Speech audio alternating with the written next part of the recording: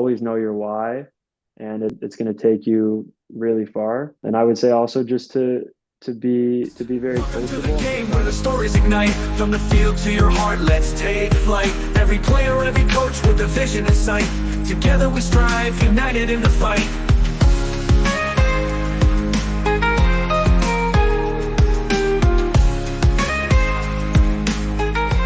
Welcome back to From the Field, Voices of Football. Today we have the pleasure of hosting Antonio La Gamba, an accomplished soccer player and coach. Currently in his first season with the University of Cumberland's Patriots, Antonio's journey has taken him from New York to Italy, where he played for Benevento Calcio and Regina 1914 in Serie D. This past summer, he returned to coach Flower City 1872 in the UWS Women's Semi-Pro League while earning his United States Soccer Federation C license coaching. Antonio's Collegiate career includes stand-up performances at Coastal Carolina, Siena College, and Longwood University with over 100 NCAA Division I appearances and experience in USL2 and PSL. Most recently, he was part of the coaching team that led the University of the Cumberlands to a 2023 NAIA National Championship. Join us as we dive into Antonio's inspiring journey from player to coach and his experiences both on and off the field. Coach Antonio, thank you so much for joining me on this podcast.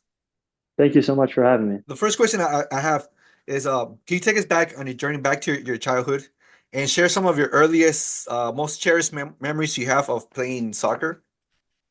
Yeah, so when I was growing up, we lived in Toronto, Canada, and that's where I first started playing. I think my parents were actually my dad was one of my first coaches, which was really nice. I'm not sure that he knows too much about the game, but it was really nice, bonding experience. And then we moved to Rochester, New York, where my mom's parents live, and they still live there now. So I grew up playing there. I just, I remember always like everyone, I wanted to score goals, Okay.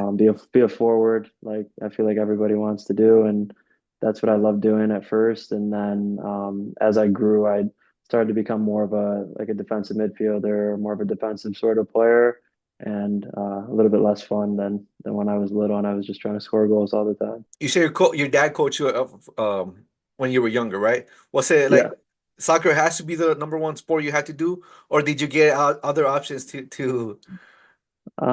Yeah, so so both of my parents are Italian. They're from Italy. So like I grew up speaking Italian was my first language as well. So soccer was kind of expected, kind of culturally to kind of stereotype in Italy.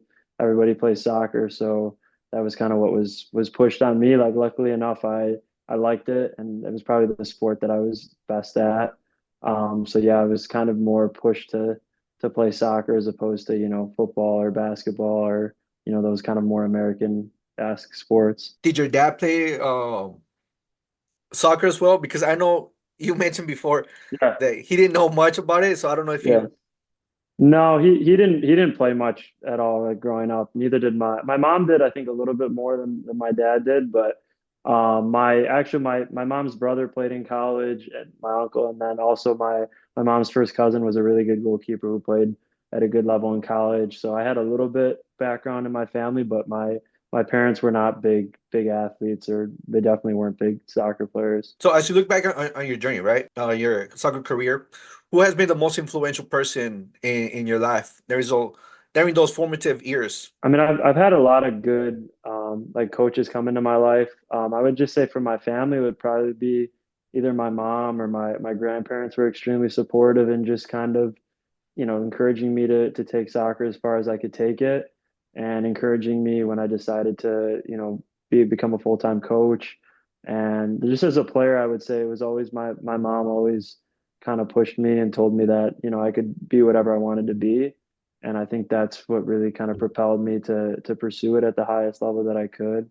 And I was really blessed that, I wasn't discouraged, because I think a lot of kids, like, when they're like, oh, I want to be a professional soccer player, or I want to be a, whatever they want to be, a musician, or one of those kind of careers that aren't like necessarily like a guarantee or very easy. Like I think parents, like, you know, tend to discourage, or maybe unintentionally they discourage them from doing it just because of how difficult it is. But luckily, like, I would say my mom and especially my mom's parents, my grandparents, like really, and my mom's brother too. So a lot of people I had in my life that really Okay. kind of pushed me along in a good way and encouraged me. but obviously it was me that wanted to do it. It was nobody that really told me like, oh, you have to do this or Right, right. whatever. It was just more I had a big passion for it, and they encouraged me just to take it as far as I could, which I was very fortunate that I had that. Okay. And how did this passion come about, for the game? So I would say that growing up, I was just always a really competitive kid. I mean, I think I am still now a competitive kid, just more team than I don't know why. Like I just remember even when I was 6 or 7, 8 years old, like crying, like my team would win and I didn't score and I wanted to score. And if I scored two, I wanted to score three. If I scored three, I wanted to score five. And I just was always just the most competitive kid that I was around. So like I don't know why. I think soccer was just the one that I was best at. So I was like, okay, I'm just going to be a professional soccer player. But when I was really little, I tried other sports and I wanted to. It was always like I had to play it at the highest level. It was never like I could do it just, I always had fun, but it was never just, oh, I'm just gonna have fun with it. Like it was always I just had this drive to be the absolute best that I could be at it.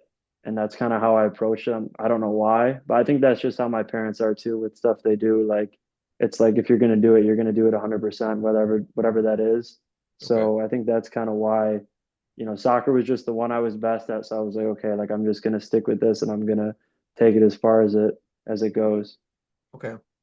Was it this competitive drive that took you to play in Italy in Serie B in Serie D? Yeah, so I initially I went to Benevento. They were in at the time they were in Serie B when I was in preseason or when I was on trial with them. Then they invited me back to for their preseason with their under 19s when they were in Serie A. And that's where my mom's side of the family's from, kind of the Benevento, Napoli area. Okay. Um, And yeah, so I went there because I wanted to play professionally, and I felt like just where I was in New York, I didn't really have a good opportunity to. There wasn't no MLS teams near us. Like there wasn't the USL setup wasn't the way it is now, Hmm. where there's kind of a little bit more opportunity, like academy wise. So like I just wanted the best shot I could have it. Trying to develop those last few years as like kind of a youth and see if I could get into a first team there. So I was there at Benevento for a while, and then I went down to Regina, which at the time they were in Serie C, and I would train a lot with the first team. I played with the under 19 team, and then the year after that, I did a Serie D year, Okay. also in Reggio Calabria, near there. And yeah, that's kind of why I went to Italy with the intent of I want to play at the highest level possible. And in New York, I don't really have because I like Red Bulls and New NYFC are on the opposite Hmm. side of New York, so it's like a good 7 hours from where I'm from. So the Oh, okay. closest kind of MLS team was probably the Columbus Crew, which is a good 3, 4, 5 hours from me. So like I Okay. never had kind of the opportunity to kind of get into that kind of a academy setup. So I was just like I want to pursue the highest level possible, and I had my Italian passport. So luckily I have some family there, and they were able to share video with some of the Benevento staff at the time for their Primavera team, and they liked me enough to have me come, and then I ended up staying there for Italy for 2 years, but Benevento for a good 4 or 5 months. Okay. How old were you at this time that you went to play with them? So I was 16 when I went on trial. I think it was Easter break when I went. I went with my grandfather. It's actually his birthday today. He just turned 91 Oh, as wow. well. Okay. Well, happy birthday to But your grandpa. thank you. So I went with him when I was 16. And I was there for probably 2 weeks, and then they liked me and they said, okay, come because that was Easter, and they said come back for preseason in July, and I was like, okay.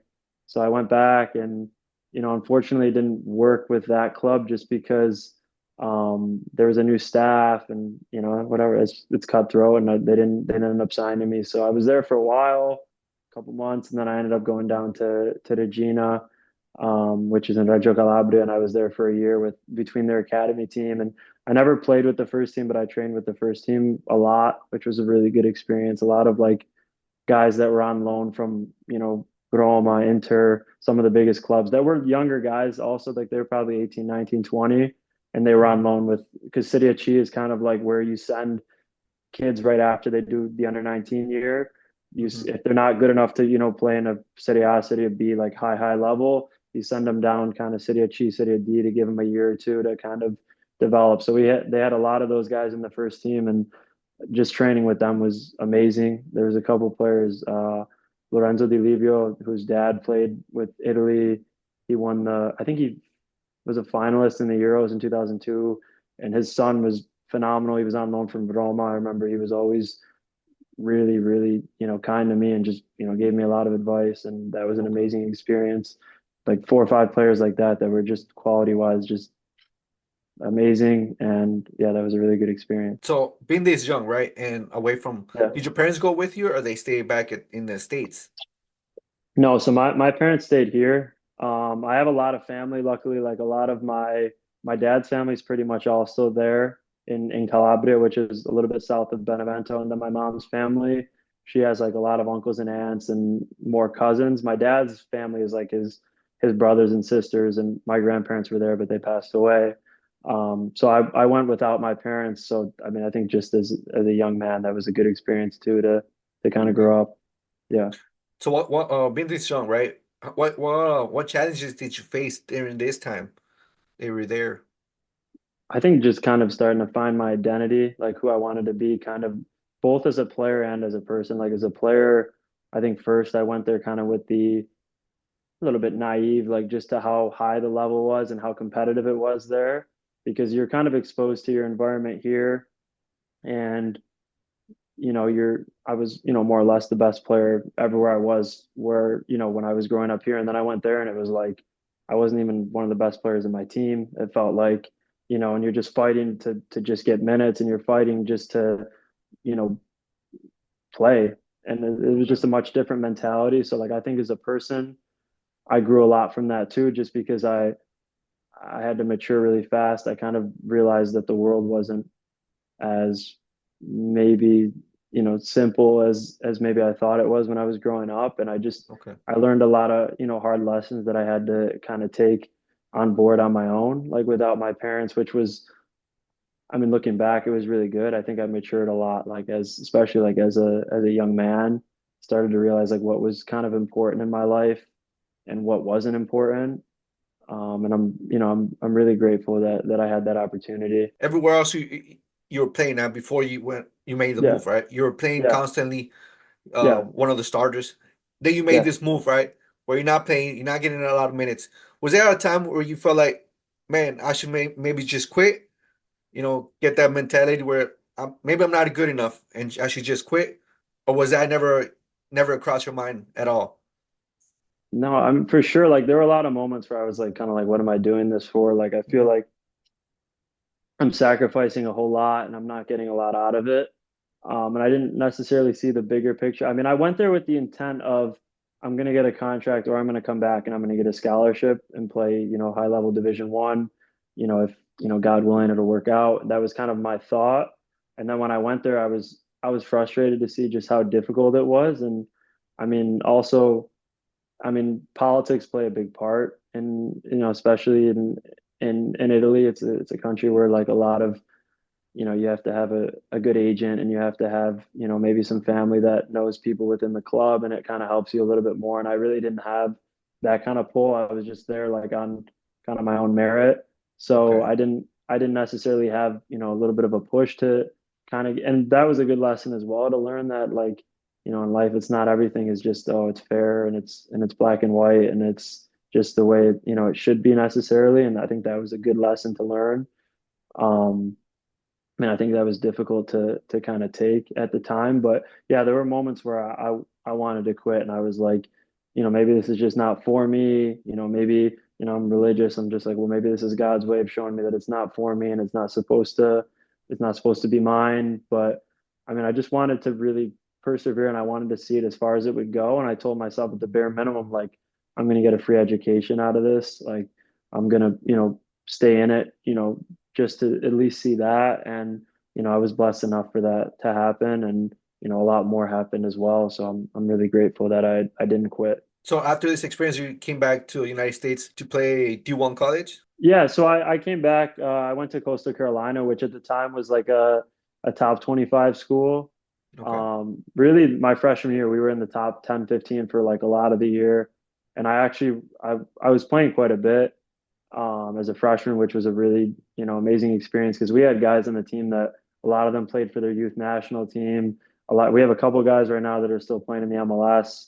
A lot of guys played USL Championship. A lot of guys overseas playing. One guy was playing Asian Champions League, and some phenomenal players. So just to kind of be in that mix when I was 18 years old was like, wow, like that was another amazing experience that I really cherished a lot. Playing in Italy and then coming to the United States, play for the in NCAA Division One, right? Yeah. What would you say were the key differences in the playing style and cultural? Okay. So I would say just like competitive wise, like in Italy it was a little bit more cutthroat. Like even like I don't know, like it just was like guys didn't seem to get along as much like off the field as here in the US. Like it was more of like at Coastal, it was like we did everything together. We ate together. Whatever happened, it was always like with the team. Like in Italy, it was more kind of like, you train 2, 3 hours a day. Maybe you had to have a meal before a game or something. And then the rest of the time you're just alone, doing your own thing, whatever that was. Like in the US, or at least in, Division 1 playing, it was like everything you did was as a team. So like if something happened, like you always had your teammates there, like, to protect you or take care of you, like even off the field. In Italy, it was just more like that was the mentality on the field. If something happens, like I got you, like you don't got to worry about it. But here in the US, it was more, you did everything together. Okay. So I mean, there were some really nice parts about that, and then obviously, maybe there's some teammates that you don't get along with super well, but you're with them all the time. In the US and Italy, like if you didn't get along super well, it was like okay, like I'm not gonna spend time with them anyways because we off the field, it's not as I wouldn't say it doesn't happen, but it's not as common to for all 20 guys to be together, all the time. Was it because one was college, one was like a professional club? Was that the difference, or just that's how the culture is over there? Yeah, I think that's probably a good reason too. Like, because there it's just more of like a professional kind of work environment, as anyone would know that has kind of like a regular job. Like, you go to work and then you don't have to spend time with your coworkers after work, and that was kind of the way it was.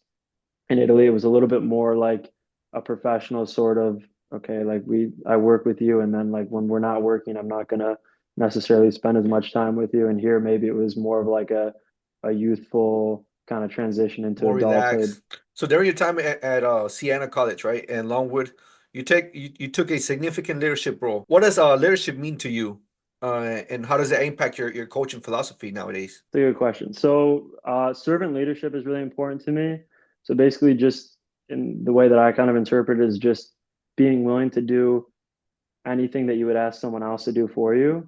So I kind of in college, I don't think I did as good of a job as that as now as as a coach, but I really tried to kind of epitomize that, like just with my teammates and even my coaches. Like just I would never ask someone to do something for me that I wouldn't do for them. Whether that's running, I always prided on myself to being the fittest person on the team because I felt like that was something I could completely control. And even just if you looked at like the GPS numbers from my games in college, like I was always, covering the most distance, sprint speed, whatever, or not sprint speed. I'm not fast, but just sprint distance and stuff like that. I was always, leading, the team, one of the leaders in that because that was something I really prided myself on. So as a leader, I think that's the last couple of years of college, I progressively, gained leadership, and I think like my teammates trusted me more because I really took that on board of just like I'm gonna work harder than everyone else, and like just to try to kind of push that standard. Like I wasn't necessarily the most talented player, but I was always gonna outwork everyone no matter what, and I was gonna push people to their absolute limits. And I think that's kind of why I was a captain for the last couple of years in college, or a vice captain, because I was always, trying to push my teammates to give more, give more, give more, and just, try to, get the most I could out of them. Being that you were a captain, right? What attributes do you think are more essential for a good captain to have? I would say selflessness. I would say like, Okay. being more concerned about your teammates than you are about yourself, whether that's, playing through like a little injury or, whatever that is, being selfless, accountability. I would say just determination to to get a result or whatever it takes just to kind of get the team over the line. And, being willing to be the first one there, whether that's like, protecting one of your teammates because somebody says something to them or does something to them. And I think that extends like off the field. And I think that was the better teams I played in. I always felt like I had, people around me that cared about me even off the field. Like if something happened, someone I could talk to, someone that like, if you get into an argument with someone, it kind of has your back. And I always felt like that was, the most important part of being a captain was just, taking care of your teammates, on Okay. and off the field, whatever they need, like being at their disposal, really. Being there for them whenever Yeah. they needed you. Were Yeah. you one like lead by example in the field, or Yeah. or Yeah. did you like I to would say, scream a lot? yeah, I did Sorry, like to scream a sorry. lot. No, you're good. Yeah, I did like to scream quite a bit. Like I would say it was a little bit of both. I Okay. would say like as I got a little bit older, it probably turned into like more being my voice as opposed to just solely leading by action. I think when I was, at Coastal my first year, and maybe Siena my first year there too, like it was more leading by example than it was by my voice. And then kind of as just the status of, being captain or vice captain or whatever, being more comfortable, talking and leading with direction, just using my voice. So I would say a little bit of both, but I definitely Okay. think leading by example is more important because if you don't, epitomize those kind of qualities of, work ethic and, determination, being a motivator, your teammates aren't going to, they're not going to respect you and they're not going to want to do, what it takes to win and what it takes to be a good team if Okay. if they don't see you reflect those values yourself. So after your time in college, right? Did you go to I think you went to a USL and MPSL? Yeah, so kind of in between semesters, throughout college, I played MPSL, USL two. I was fortunate enough to be a captain the last really 3 or 4 years that I was in college, kind of at various kind of semi-pro teams, which Mhm. was an amazing experience as well. So looking back in your playing days, right? What do you Yeah, think has been the most cherished moment that you have? I think I'm fortunate that there was quite a bit, but Okay. I would say looking back, maybe as a team for sure was at Coastal when we won the conference and we won a few games in the NCAA tournament.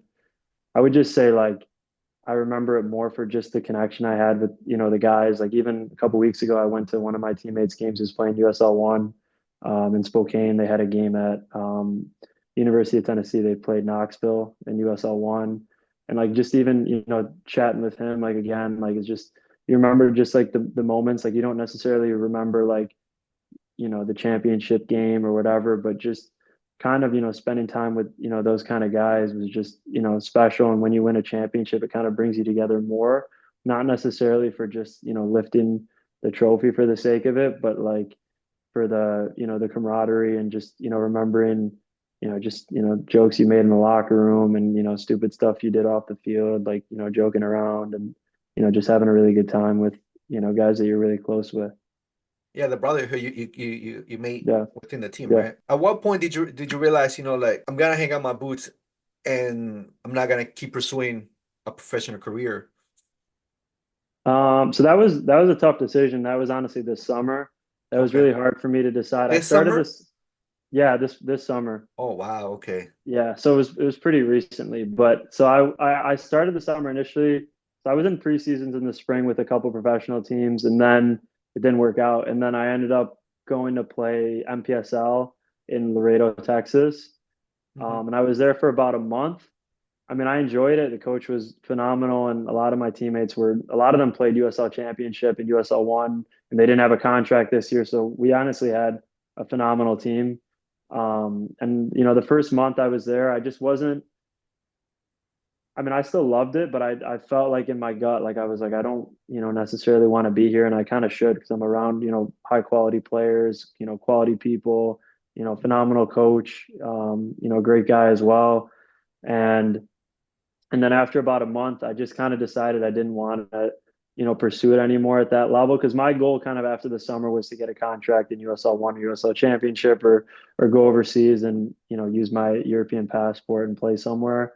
Mhm. And I just kind of, that those 4 or 5 weeks there, I was like, I don't know if I want to do this anymore. So then I ended up, luckily, I have a really close friend, Jordan Sullivan, who was the coach of Flower City this past summer for MPSL, and also he coached the women's USL team as well that was there for semi-pro. And he basically, after the first month, I called him. I was like, "Hey, I don't know if I really want to be here. Like, what do you think?" And he was like, "Come here, like you'll play, and you can coach the women's team with me, the USL team, and you get some experience there, and I'll take care of you." So I went back home, really, in Rochester, and kind of from there, the first couple weeks, I just was like, yeah, like I'm gonna enjoy this summer and I'm gonna play, but I don't know if I want to pursue it anymore after the summer. And some kind of self-reflecting and just kind of hard talks with Jordan and my mom, really, and a couple other people. I just was like, yeah, I don't think that I'm gonna pursue this anymore. I think I kind of pushed it as far as I really wanted to, and I saw a lot of things and I did a lot of things, and I'm really happy. But I think I should just, get into coaching. And then I just kind of slowly started, as I was making that choice, I started to apply for some college jobs. And I had a couple, offers and a few interviews. And this one popped up at University of Cumberland's, and they had won the national championship the year before. And, the head coach had a really good reputation and had a really good record. And I was like, did the interview with him, and I was like, yeah, I should. That was probably, when they offered me the job was probably when I decided, like, yeah, I'm probably done playing, at least seriously.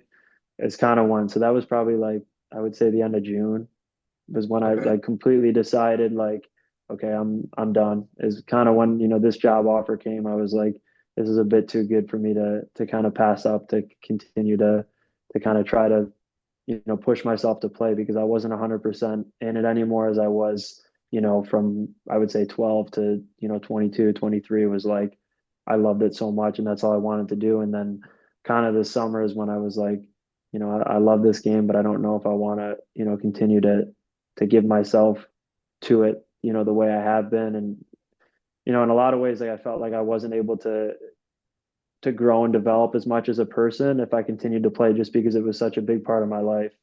Like I Okay. wanted to kind of, take my foot off the gas in that way and kind of focus more on, my relationships with my family and my friends and stuff like that. That's also important to me. So having that soccer was like a big part of your life, and like you said, you weren't Yeah. able to develop as a person. When you gave up and you decided to quit, did you ever feel like an emptiness inside of you, or just no because you went into coaching?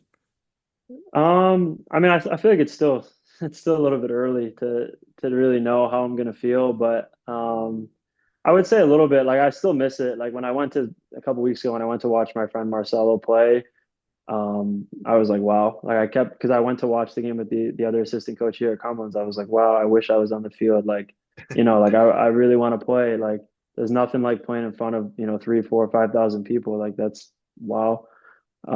So I wouldn't say I feel empty, but I definitely miss it. But I'm 100% glad with the decision I made. Like I think it was, the right choice. Just like in my kind of my maturation as a young man, like I think I needed to not, because I think playing allowed me to kind of be a little bit too youthful still. Like I wanted to kind of get away, I wanted to stray away from Oh, it, because it okay. was almost like, the responsibility of, like, just becoming a man. Like I kind of was able to postpone that, like while I was in college, because I had a full scholarship. And during the summer I would, the clubs I was with would give me housing and food and car and whatever. And so, like, I would just, like I didn't really have to pay bills, and I didn't have to, like, actually become an adult.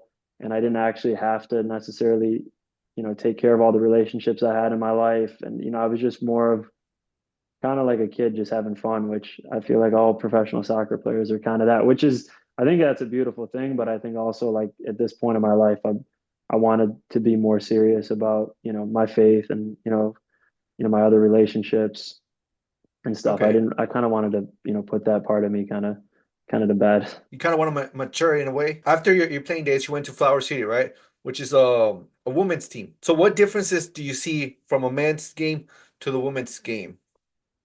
Oof. So I started to notice that this summer when I was there at Flower City. That was the first time I really had coached girls because I would say like in the fall and spring I was doing my C license and I did it with a regional ECNL team in Rochester, which was boys.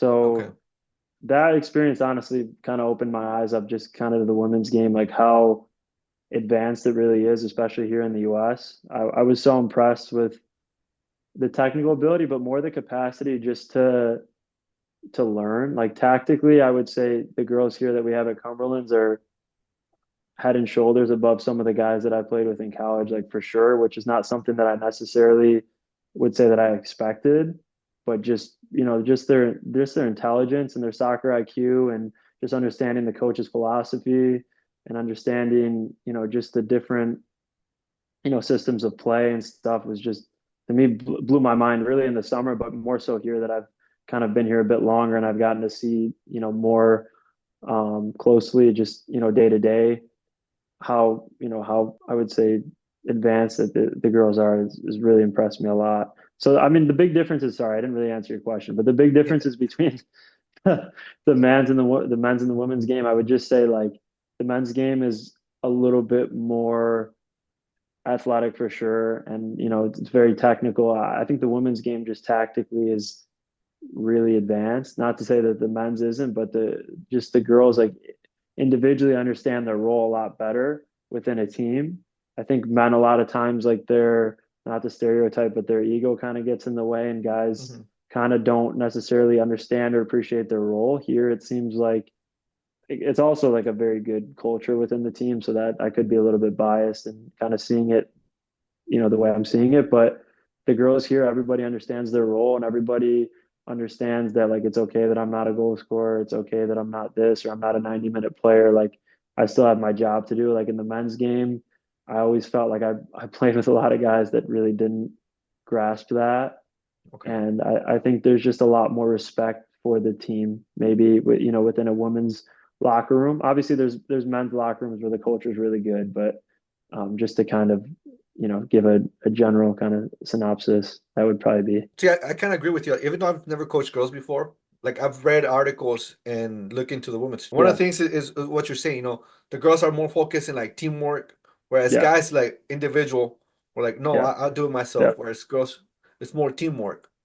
yeah, for And what sure. you're mentioning, right? So you mentioned that you've earned your C license, right? Yeah, How has obtaining your C license shaped and evolved your coaching philosophy at the same time?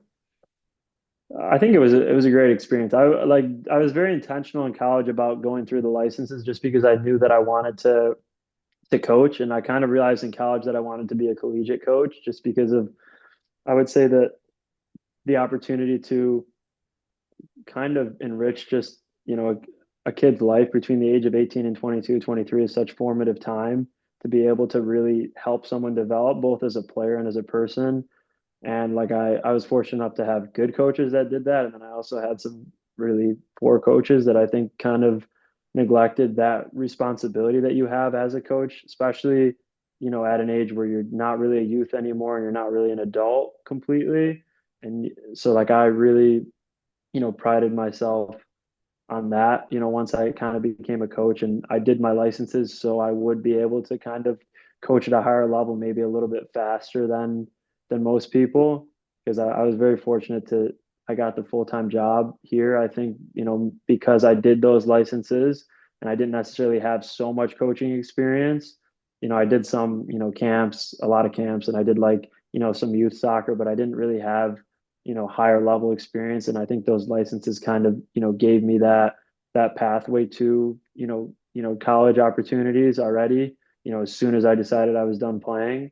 And doing the C license in Rochester and kind of the end of the fall, beginning of the spring, was a really good opportunity to kind of run sessions and get evaluated by coaches that coached at Division 1 level, professional level, and kind of tell you, oh hey, like this is wrong, or maybe think about doing this. It was a really good opportunity to kind of just refine my, I guess, just where I was at as a coach. So I was Okay. really grateful for that. You've coached at the ECNL level, right? So regional ECNL, yeah. How do you approach player development differently depending on the environment you're coaching in? It's a good question. So it kind of depends. So like the regional ECNL level, you're kind of dealing with players that maybe want to take the next step to, play ECNL. You're dealing with players that maybe don't want to do that and they're kind of just, using it as a method to be fit for, their high school season, whatever kind of their motivator is.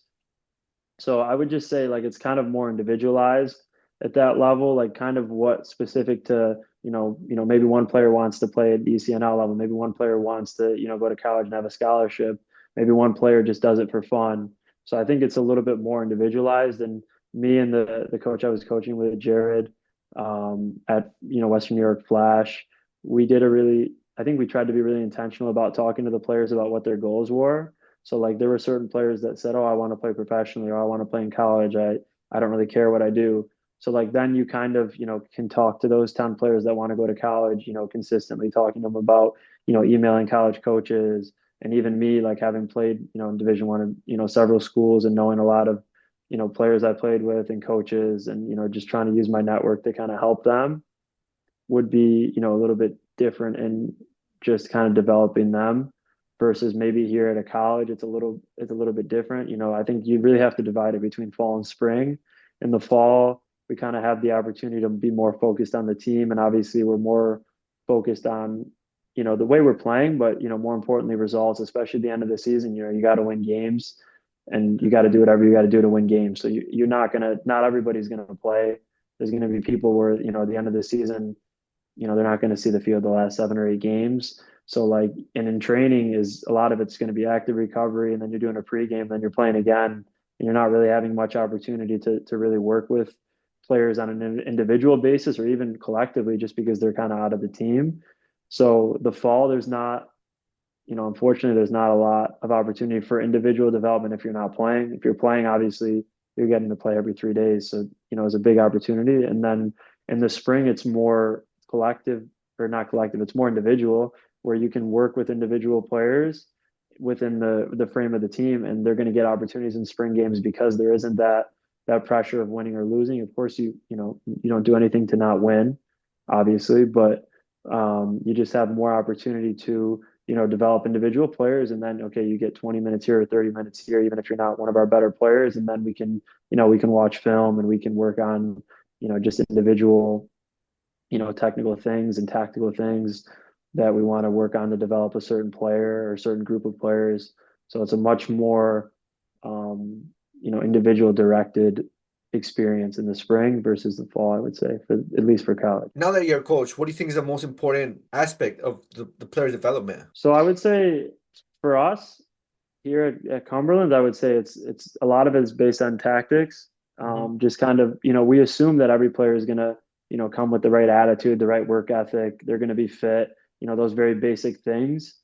So we're not really focused on that as much. It's more just kind of tactically where you fit within the team and how you fit into the team. Because I mean, every team is, a team. So you have to work as a team, but here even more so, everybody has a very specific role. And, we have a very specific profile for what we want for, every single position and what we expect.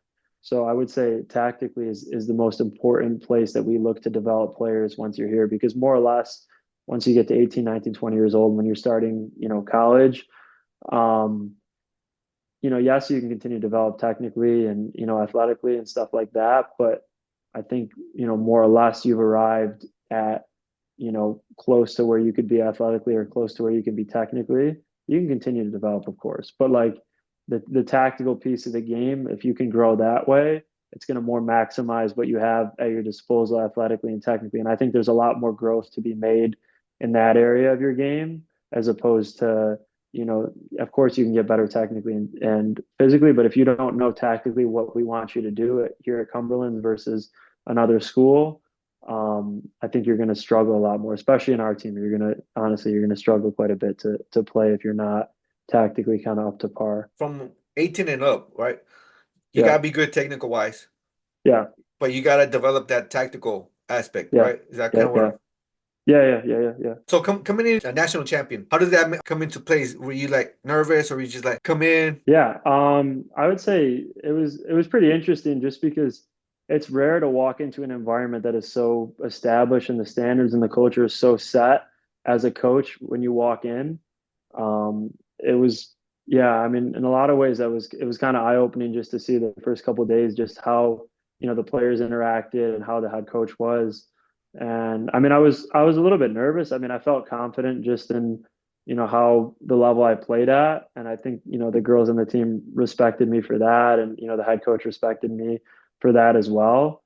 I mean, I'm not super duper experienced in terms of, coaching. So in that aspect, I was nervous just to, to work with the players because some of these, girls played youth national team. Some of them play for their senior national team. Like they're, some top level players from their country. So to kind of get to work with those type of players, you really have to know what you're talking about. Okay. And I mean, I was very confident in myself. It was just more kind of, I was nervous to learn kind of the coach here, like his specific philosophy and his system, because he's very, detail oriented and all of that.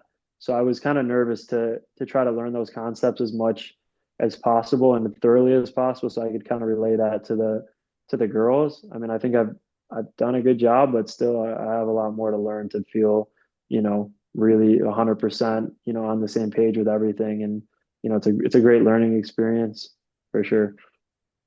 Right. No, coming into a national champion, Yeah. I think it's a great place to start. It's a lot of Yeah. learning you got to do there. Yeah. Yeah, for sure.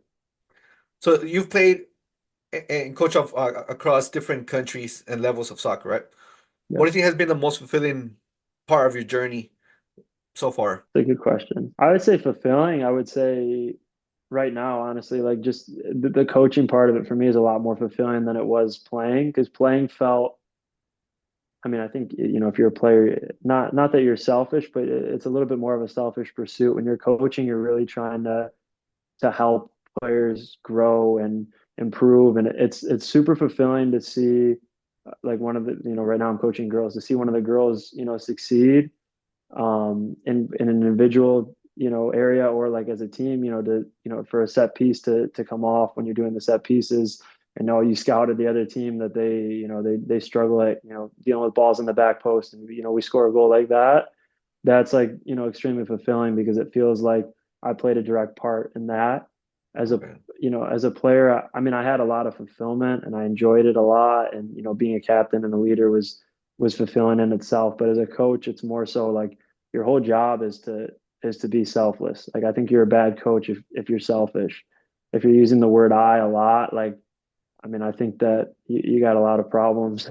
So I think that, the whole experience, like being a coach is really fulfilling because you're trying to push your players in the right direction so they can grow as a player, but also as a person. So you have a lot more responsibility. And I think with responsibility comes fulfillment, Okay. at the end of the day. Yeah.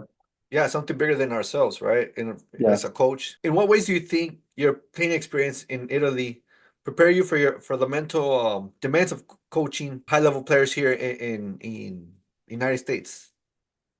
That's a good question. I would just say the mentality there in terms of, competing was more aligned with kind of who I was growing up. So it kind of from that aspect made a lot of sense when I was there. Just the competitive nature of everything. It was just so cutthroat. Like training was a lot more difficult there than like even, some of the games honestly that I played in college here and stuff like that. Training was just so intense and it was so physical and it was such a kind of like a battle that I learned a lot from that, and I take that into my coaching just with the same thing. Like I'm going to prepare for every single game, like it's the last game I'm going to coach, or if it's the final, it's national final.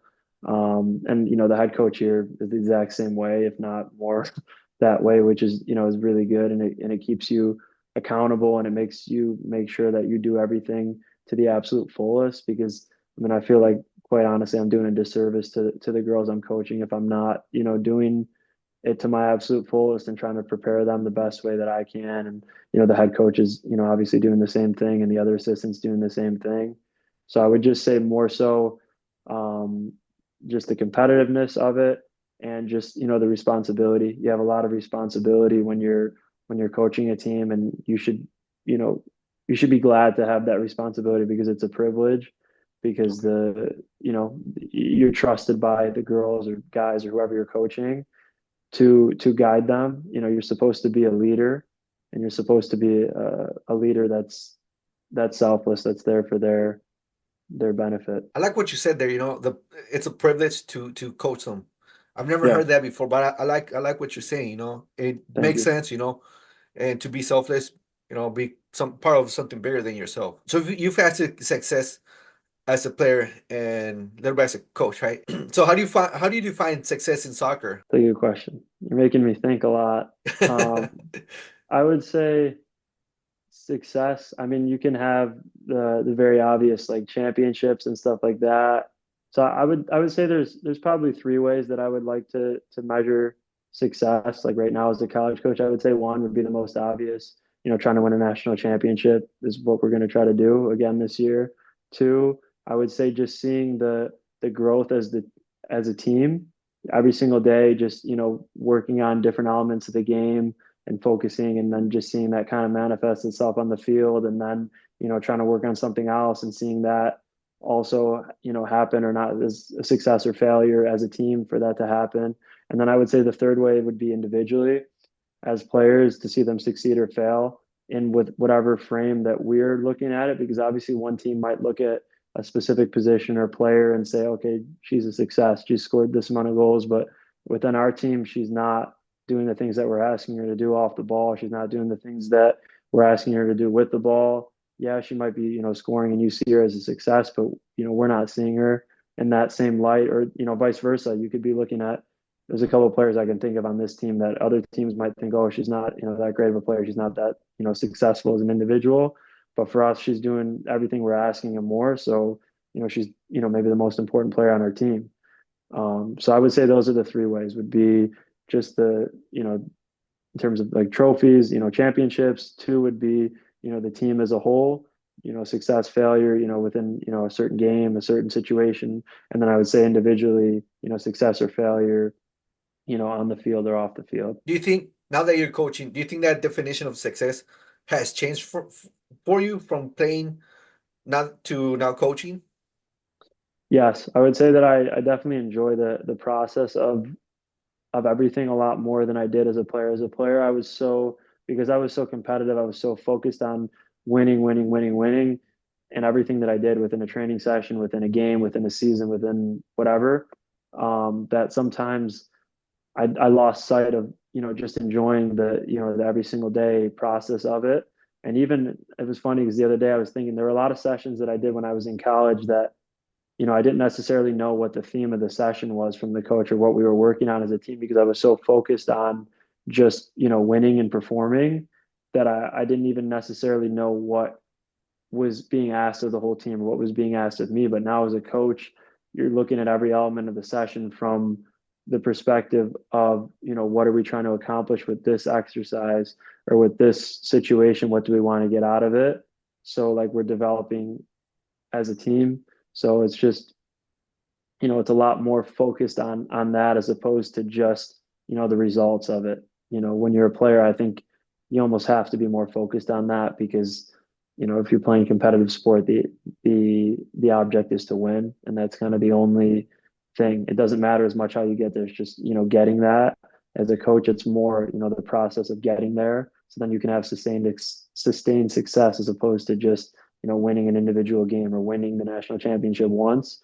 If your process is right, you can set yourself up so you're always, in those situations to be successful, as opposed to just kind of, it happening once or whatever. I mean, I'm not going to say for sure we're going to, win the national championship this year. Obviously, that's the goal, but we're going to put ourselves in a situation to be able to do it. And then obviously there's other elements that, are going to influence whether we do it or not, but we're going to put ourselves in that situation to do it because of the process that I would say that the head coach has here for the last 10 years, and the group has as a whole, and us as assistants helping them as well. Yeah, I think as a coach, you have to think a little bit more. What you're just saying, think more about why you're doing it, how you're gonna Yeah, do it. yeah, Whereas as a player, you just come in, you get it done, yes, get a bit yes, more competitive, exactly, and just go home. exactly. Yeah, yeah, exactly. What advice would you give to young players looking to follow your steps? As a player, I would say just to make sure you know why you want to do it, why you want to play at the highest level, whether that's, to help your family, or whether that's because you just love the game, or because you're just very competitive and that's kind of your outlet. Always know your why, and it's going to take you really far. And I would say also just to be very coachable and to try to be a good teammate. As cliche as that sounds, like those relationships you build are gonna, propel you forward. Like your teammates are gonna push you to be a better player, and also they're the ones that are gonna help you get a contract, or they're the ones that are gonna, connect you to a different coach that's gonna give you another opportunity. So I would say to really, make sure that you cherish and you take care of those relationships.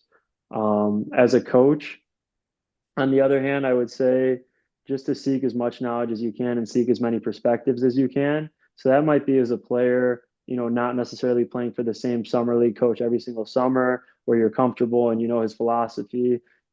I think, I mean, between college and semi-pro, I played probably for a good 8 to 10 different coaches, just, which is a lot. And, I was able to see a lot of different philosophies, which has kind of formed who I want to be as a coach now as an assistant, but in the future, hopefully as a head coach. And, just having all those different ideas and ideologies and, systems and, tactics and, whatever, just a lot of different perspectives kind of changes the way you see the game. So I would say as a player, trying to seek different environments while you're playing is going to help you become a better coach. And obviously, I would say too, which goes hand in hand, is making sure you're doing your licenses while you're still playing to give you more opportunities when you're done, and also just seeking as many opportunities to coach while you're still playing.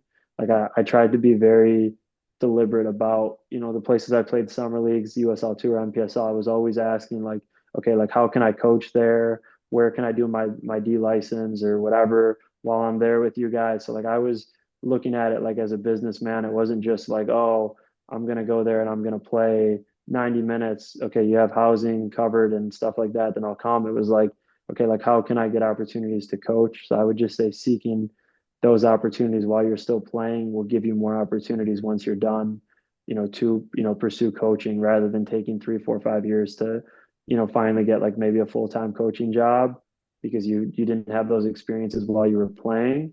If you're just more, deliberate about that while you're playing, then I think it opens more doors once you're done. Did you know you were gonna transition into coaching at one point in your career? I would say I had a feeling like even when I was younger that I wanted to be a coach, and then once I was in college was when I really was like, okay, like I think I'm going to end up being a much better coach than I am a player. Like, I mean, I think I was a good player. I like to think that maybe I wasn't. I don't know, but as a I always felt like I'm going to be a better coach than I am a player. So when I was in college, I really started to, I did my licenses, I did some of my diplomas, like to just, try to further my knowledge on coaching. And I was always the guy that was in the coach's office, asking questions about, okay, why did we do this system? Why did we change tactics? Why did you not play me? Why did you play this guy? Why did you play me? I think you should have played this guy, which normally guys who are playing don't say that stuff about their teammates. But I was looking at it, especially towards the end, more from a coach's lens of like, I even told coaches like you probably shouldn't have played me. You probably should have played this guy because I think he would have, been better in this situation or this situation. But yeah, I would say like I knew that I wanted to coach for a long time. And I mean, I loved playing and I wanted to play as long as I could, but I knew that there was a lot more longevity in my career coaching, and there was going to be a lot more stability. Like I want to have a family and I want to have kids, and I knew that if I continue to play, USL one or USL Championship or USL two, like I'm not going to be able to most likely support a family with that salary unless you make a big jump to a higher level than that. So that was kind of also something that made me really be like, okay, I want to be a really good coach because then I'll be able to not only enjoy it but also be able to take care of my family with that hopefully one day. Was there a coach that helped you jump into coaching or kind of inspire you to become a coach?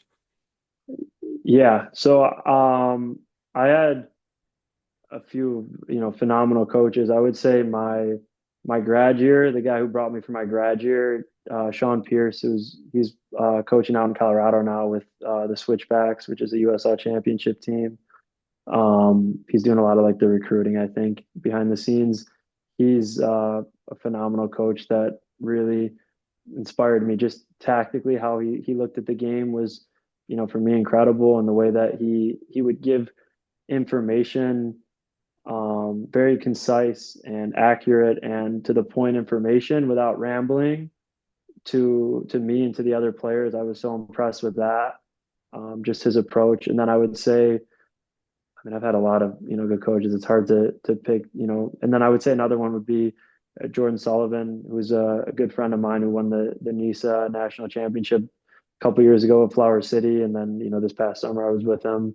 He's I would say just the way he manages the team inspired me a lot, because that's not something that comes natural to me. Just the way he talks to players, because he coached both the women's and the men's team, and I was with him with the women's team this summer, and I was playing for him with the men's team. The way that he manages the team was like, that was inspiring to me, because it was like the way he makes people feel, the way he makes, people really, try to kick on and, do really well for him. Okay. Um, Impressed me a lot. I mean, I've also had some bad coaches that I'm not gonna name, but they've motivated me to be a coach as well, because I saw kind of just the way that they approach coaching, and I felt like it was for like more selfish reasons than Mhm. it was for like, wanting to, really influence someone's life in a positive way. And, those coaches motivated me too a lot, maybe even more so than the ones that were really good, because it was like, if I can do the opposite of what this person does, I can have such a, profound impact on somebody's life, and I can make them a better person. Maybe they could play at a higher level. That would be great. But just as a person, they could grow a lot more just from, my help, my wisdom, my guidance as an older kind of person that's been through it.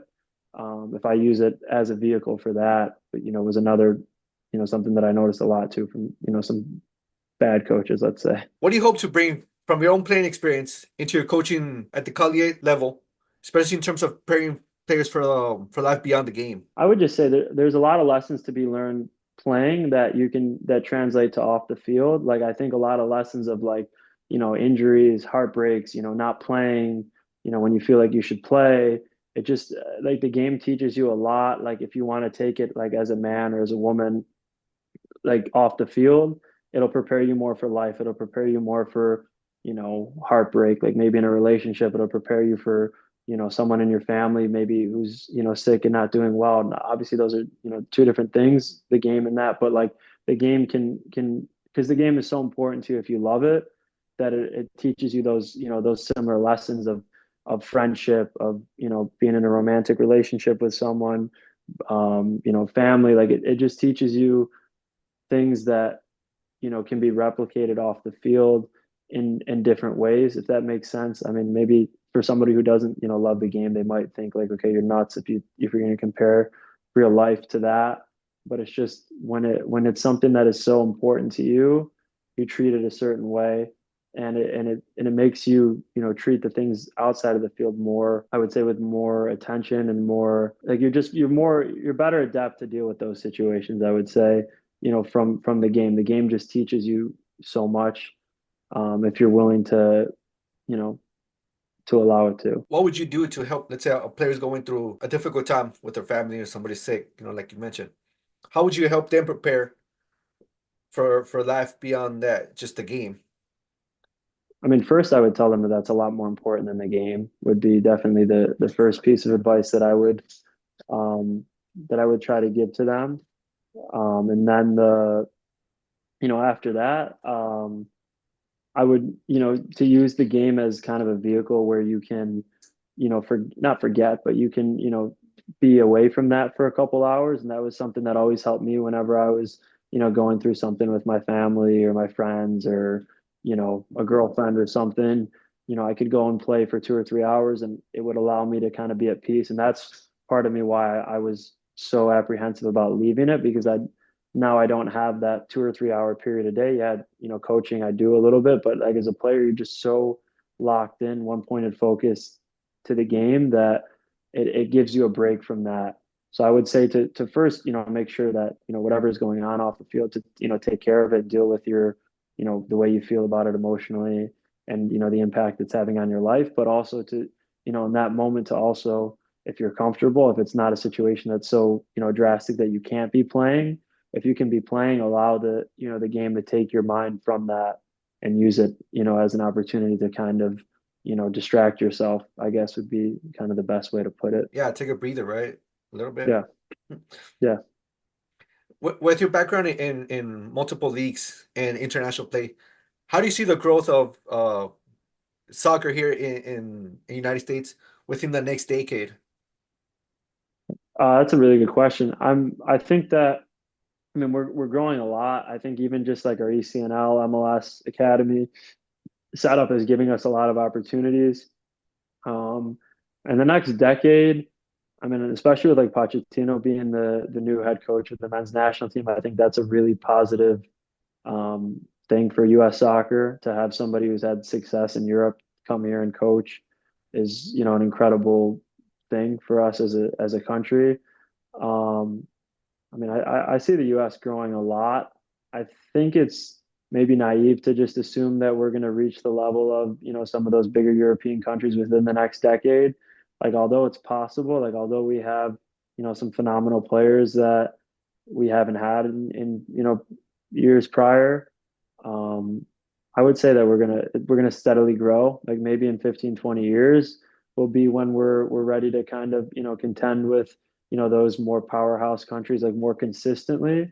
Like that in the next 10 years we could compete to, go further, a quarterfinal, semifinal in a World Cup, something like that, we could probably do.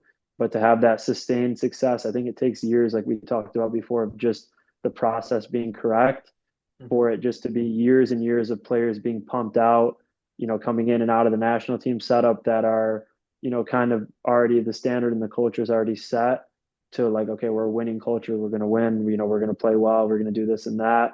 I think it'll take a, a certain amount of years with, maybe Pochettino and then maybe another coach after that, or maybe just, he loves it so much that he ends up being the best coach we've ever had and he stays for a long time. But yeah, I think the next 15, 20 years will be there, maybe not in 10 years, but hopefully after that, shortly after that. So I'm assuming you like Pochettino's that he got hired Yeah. as a coach. Do you? Yeah, that I do. Yeah. Yeah. Okay. How far do you see them going in the World Cup, 2026? 2026 is interesting because we're hosting and because it's a Hmm. bit bigger of a tournament. I think that I would predict that we make the quarterfinal. I think that we get past the first round and then maybe we lose in the quarterfinals. Maybe if we have a good draw, we Okay. make the semifinals. I mean, I think we're going to play better than we did in the Copa America. I mean, I think that was, disappointing. I Hmm. mean, to say the least, because we have players, and they also will be at a stage of their career where they're mature. Christian Pulisic is playing phenomenal, and now he's going to be also, a veteran on that team. He's going to be like 27, 28 years old. When the World Cup is Yep. is being played. So like to have players like that have played internationally for 10 years in the Champions League, like the amount of experience that guy's going to have and some of the other guys are going to have are really going to propel the team. So I think we'll do better than what we did the last World Cup. We lost in the round of 16, right? I think. Yeah. I think so. Yeah. So I think we'll get to the quarterfinal or maybe we'll squeak into the semifinal would be my prediction for right now. No, last But World yeah. Cup we didn't even make it out of the group stage. Isn't well they lost to Holland. And I think that was the round of 16, I think. Was it? Wasn't it? I thought they didn't make it out of the group stage. You might be right though. No, I don't know. I'm not sure. I thought on the last day they made it to the round. I could be wrong, but I think I thought it was the round of 16. You might be right. I can't remember from the top of my head either, so I Yeah. don't know. How about Italy? How far do you see them going? Honestly, this summer was the worst Italian team I've ever seen. Like since growing up was so disappointing. Just the way they played was the fact that they even made it to the knockout round was like very, very fortunate. Like I don't know. I mean, I think that it's changed a lot, just culturally in Italy. Like I think it's progressively started to kind of decline just the quality of of the players that kind of we have. I think it has to do with just our league. Like Serie A, like as a whole, has the quality has gone down progressively. Like before, it was at the top of the top, either Mhm. the best league in the world or one of top two or three. Now it seems like it's probably the fourth or fifth, maybe even sixth best league in the world. So like Wow. I think that honestly, just even if you look at the really big teams in Italy, another telltale sign is that Inter Milan, Milan, like most of their players are international, which Hmm. I think is also not a good sign because a lot of the the better Italian players are going abroad to play now too, which could be a good experience, but at the same time we're not cultivating our own players enough within our league, and our league is also not strong enough simultaneously. So Okay. I would say like worse. I mean, I hope better, but I would say that Italy is probably going to be, it's going to be similar to like maybe the U.S. level, in the next, 5, 6, 7 years is where Okay. I see it going right now. So you think they're gonna keep going up? Because United States by now they're pushing up. They're gonna go Yeah, they're up. pushing up. Yeah, U.S. is going up. Italy's kind of going down, but hopefully they just both, keep Go going this up. way. Yeah. Okay. With the Copa America, they it was here.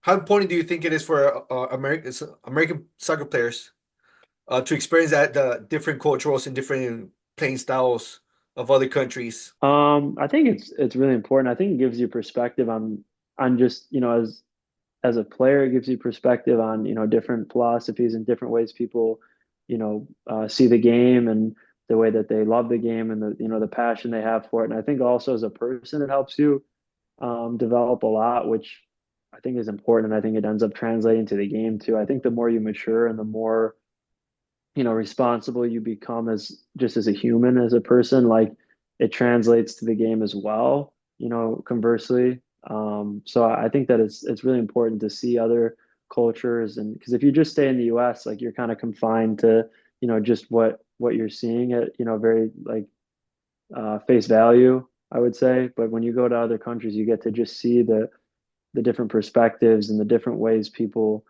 see the game, and it really, I think it impacts players really positively. Having more perspectives and just gives you a more diverse, point of view and mindset. Okay. Is there a coach that you like to follow the most? Are you professional coach? There's a couple really good ones. I loved Antonio Conte a lot.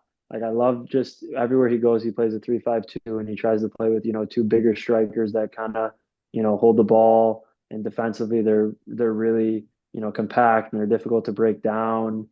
I love him. I love Mourinho a lot. I just watched his documentary. Just just how freaking competitive he is and willing to do whatever he needs to do to kind of get over the line. Yeah, I would say those are probably my two favorite coaches right now. Okay. If you were given a chance to coach any team, what team would you coach? Um, I would probably coach Napoli. That's where my mom's side of the family's from. Just the passion that the people have there for the game, and just the Maradona, just the stadium. Like it's just I don't know. It's a little bit different, just the way that Okay. they view everything. So I would say I would coach Napoli for sure. Okay. So a couple of years ago they won this Scudetto, I think it's called, right? Yeah, yeah, yeah. Did you guys celebrate that one? Yeah, yeah, of course. Yeah, yeah. My grandfather was very happy. He wanted them to win another Scudetto before, while he was still alive. He's still alive now, but he was very happy because he didn't know if that was going to happen. So I'm very happy Okay. too that they did that for him. Yeah, Yeah, because it was like over 50 years, right? I think, if I'm not wrong. yeah, it was a long time ago, a few decades for sure. Yeah, Yeah, yeah, it was a long time. yeah, So someone who's is still in the early stages of your coaching career, right? yeah. Where do you see yourself making the biggest impact uh for soccer in the years to come? Like where I see myself impacting Yep, the the world of soccer. I would say like I definitely, as of right now, I mean I'm still, very, new to Hmm. coaching full time. Um I think the biggest impact that I would like to leave is just on players' lives. Like just, I want to be someone that players look back and they're like, wow, that person, they helped me a lot, like as a person. And I remember, just how they treated me and how they made me feel. For me, that would be the most important. Like if I can coach players to, be national champions and be, in team of the year, like we're gonna have this year, like that's phenomenal, and that's something that I'll be really, proud and happy for them. But more so, I'd like my impact to be more how I cared for them and how I made them feel as a person, and how, when they were going through a difficult situation, they felt like they could talk to me, and that, I was helpful, and I wasn't, just so focused on winning and, and just, success as a coach or as a team. I was, more so concerned with just, they had a bad day, and, they were able to talk to me, and whatever, their significant other broke up with them and they could talk to me, and, their mom, they got into a fight with, their family member, and they could, talk to me and just be upset. And, that was just, okay. So that's kind of what I'd like to be remembered for. More than just a player, but the human as well, Yeah. right? Yeah, for sure. So what's next for you, Coach Antonio? Oof. I mean, hopefully we continue on this unbeaten streak that we started the season on. In the future, whenever that is, I'd like to be a head coach. I think I mentioned that previously. I'd like to, honestly, right now, to be a head coach in college, whether in the women's or the men's game, would probably be my goal. I don't know if in the future, maybe, if things happen and, I have friends that, end up in a professional setup, it would be cool to maybe be a professional coach. For right now, I'd like to be a head coach at, at the collegiate level, and, be successful in that, and maybe be a head coach also, USL2, MPSL, women's USL. So that would be kind of my most, I guess, immediate goals would be to, to be a head coach at a good level. Where can people know more about you? So I have a LinkedIn. I think that's where you reached Yeah, out to yeah, we me. reached, yeah. Then I mean, I don't use social media a whole ton, but I have social media. I have an Instagram. Yeah, I mean, I think that would probably be the best way. Like on social media, probably LinkedIn is where I post like my most professional kind of, stuff, like, getting a master's degree, or, my coaching licenses, or, whatever records we're gonna Okay. break this year, stuff like that. And it's Antonio La Gamba, right? Yeah, yeah. On LinkedIn. Is it the same for your other social media? Yeah, so LinkedIn is just Antonio La Gamba, and then Instagram is Antonio underscore La Gamba. Oh, Those are go ahead probably and the share. best two. All right. Any last advice you want to give to our audience? I think the best advice is just to, you know, stay true to yourself, stay true to who you want to be, know your purpose on earth. Hopefully, you have a greater purpose than just, being a coach or being a player. I think, religion gives you perspective on that too. I would say working hard is really important. I know that's pretty cliche, but just, being the first one to show up and the last one to leave is really important.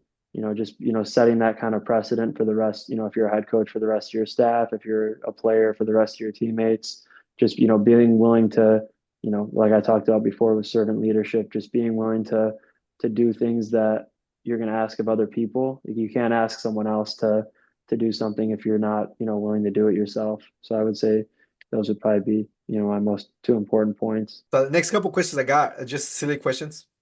Okay. Okay. If the game suddenly paused and the only way to restart it was to solve a Rubik's Cube, how long would it take you to solve it?